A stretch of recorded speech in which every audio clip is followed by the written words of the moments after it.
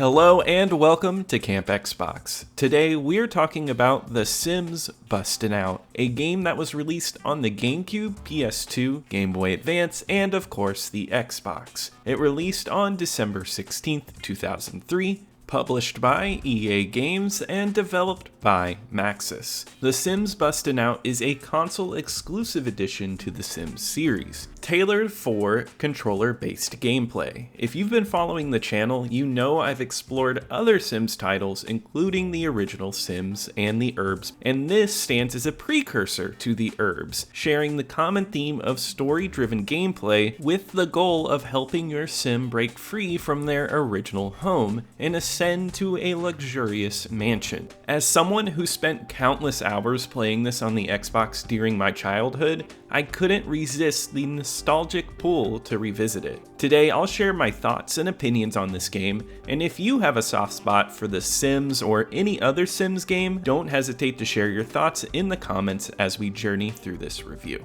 In The Sims Bustin' Out, you take on the role of your personally created Sim. While it may seem somewhat limited by today's standards, for its time, it offered a fairly standard character customization experience. You could swap faces and switch out your clothes. Overall, it feels quite fine. I've always enjoyed the classic Sims look and style. And after you make your character, the game presents you with two main game modes, and that's free play and Bustin' Out. In free play mode, you're in control, just like the traditional Sims experience. There's no plot, and you create your own story by managing your Sim's needs and desires. On the other hand, Bustin' Out mode introduces a light narrative to drive your Sim forward. It sets clear goals for you to achieve, unlocking new items and skills along the way. Your journey begins in your mother's home, where you receive objectives and they will eventually lead you to move out. The game offers a range of destinations to choose from based on your career path, including a haunted mansion, a trailer, and even a nudist camp. While the plot in this mode might be somewhat limited, The Sims Bustin' Out isn't a game you play for its narrative depth. Instead, it sets a baseline for your actions, providing you with goals, and embraces the strengths of the Sims series, allowing you to craft your own unique experience. As you progress, you encounter a cast of enjoyable characters, some of whom you can even control. Although it may not reach the level of the Game Boy version of Bustin' Out, which feels like a full-blown RPG, it still offers a charming experience with intriguing characters to interact with. I love the dynamic character interactions you experience in the game. Your Sim's nagging yet loving mom adds a charming touch, and you even get to cross paths with the famous goths at some point. What's great is how these characters stick around, often visiting your new place. The game's goals drive these interactions, and I noticed there were moments when it nudged you to invite friends over from past homes. One section that really stood out was when I moved to the gym. There I encountered two struggling bodybuilders facing financial difficulties. The main antagonist, Mortimer, warned them that they needed more members or their gym would shut down. Alongside your Sim's career goals, you're tasked with recruiting members for the gym. This not only adds a new layer to your narrative, but also connects you to the game's world. It's rewarding in terms of unlocking new items and sparking interesting conversations. So it's not just a mad dash to reach your ultimate goal, it also encourages you to get involved in the game's light, enjoyable story. The game excels in maintaining an open narrative while providing enough structure to establish a common thread throughout. I thoroughly enjoyed my experience with the story and how it's interwoven into the gameplay elements. It's a commendable balance that keeps you engaged while playing. The Sims Bustin' Out brings its unique gameplay style to consoles, different from the PC version with its mouse controls. On consoles, you control your Sim through a light beam, selecting actions and interacting with objects. This method is simple and effective, even for those more accustomed to the PC controls. As you progress in the game, moving from one area to another, you'll encounter specific goals, which become progressively more challenging.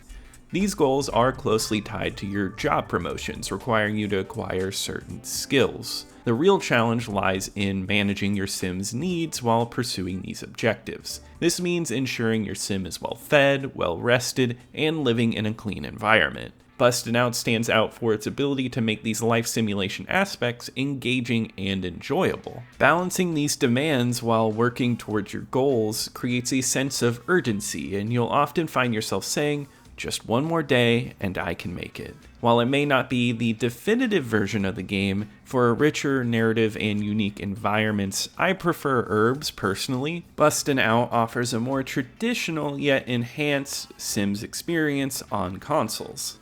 The minor inconveniences in The Sims Bustin' Out are typical of the series, with Sims exhibiting familiar quirks like blocking doorways, barging into your room to turn on the radio while you're trying to sleep, or invading your privacy in the bathroom. These moments, although frustrating at times, capture the essence of living with roommates, and it adds a humorous dimension to the game. For instance, it's both maddening and amusing when, after a long day, your Sim desperately needs a shower, only for another Sim to just barge in, demanding you leave the bathroom even when there's another one available. It's these comical situations that contribute to the game's overall charm. The build mode is another strong aspect, providing a more extensive selection of items compared to The Sims 1. Progressing through the story unlocks even more items, which adds to the satisfaction of constructing various structures. You can create your dream home or squeeze an entire family into a cramped one-room apartment. The game encourages you and your creative freedom with its diverse items. The inclusion of a traditional free play mode is a nice touch, offering a more relaxed family simulation experience. Bustin' Out remains the standout mode though, providing hours of enjoyable gameplay. It doesn't reinvent the wheel, but it does an excellent job enhancing the established formula. Graphically, The Sims Bustin' Out may not dazzle with cutting-edge visuals, but it has a distinct art style that I really enjoy. The Sims themselves are instantly recognizable, even though the graphical fidelity, especially regarding clothing, is not top-notch. While I would have welcomed more clothing options, the available choices are fine. The in-game environments are visually pleasing though, and there's a consistent, well-defined aesthetic across various objects and elements. While it doesn't push the boundaries of graphical excellence, the game maintains the typical Sims style, marking a solid progression from the original game. It does a great job of putting uniqueness on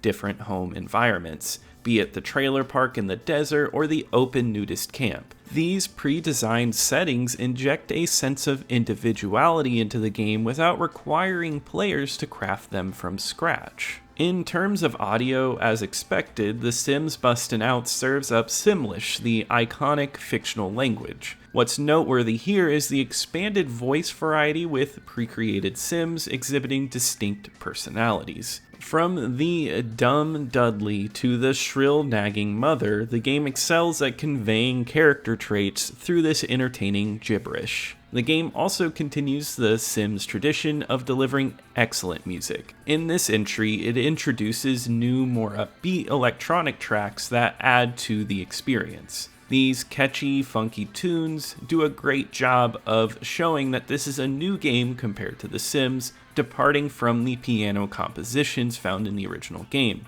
effectively establishing a fresh sonic identity for Bustin' Out. In conclusion, The Sims Bustin' Out doesn't reinvent the formula, but that's perfectly okay. It remains faithful to the core Sims experience, offering enjoyable gameplay, improved audio and visuals, and a light narrative that enhances the overall package. If you're a fan of The Sims, you'll find comfort in this game, as it delivers that familiar and enjoyable simulation experience. And I'll provide two rankings today. First is just based off of Sims games. Bustin' Out falls somewhere in the middle of what I've covered so far. While the Herb stands out as a more distinct and stylish entry, Bustin' Out is still an upgrade over the original Sims on the console. On my overall original Xbox ranking list, it's interesting to see that the Sims have made their own little spot in my list, and this one lands at the number 30 position. After revisiting these games, I've considered moving the Herbs up a few spots though, thanks to my experience with Bustin' Out. But that wraps it up for today. If you enjoyed this video, be sure to like and subscribe as it helps out the channel. Comment below with any Sims memories, and I want to give a very special shout out to my YouTube channel members. Thank you very much, and I'll see you here next time at Camp Xbox.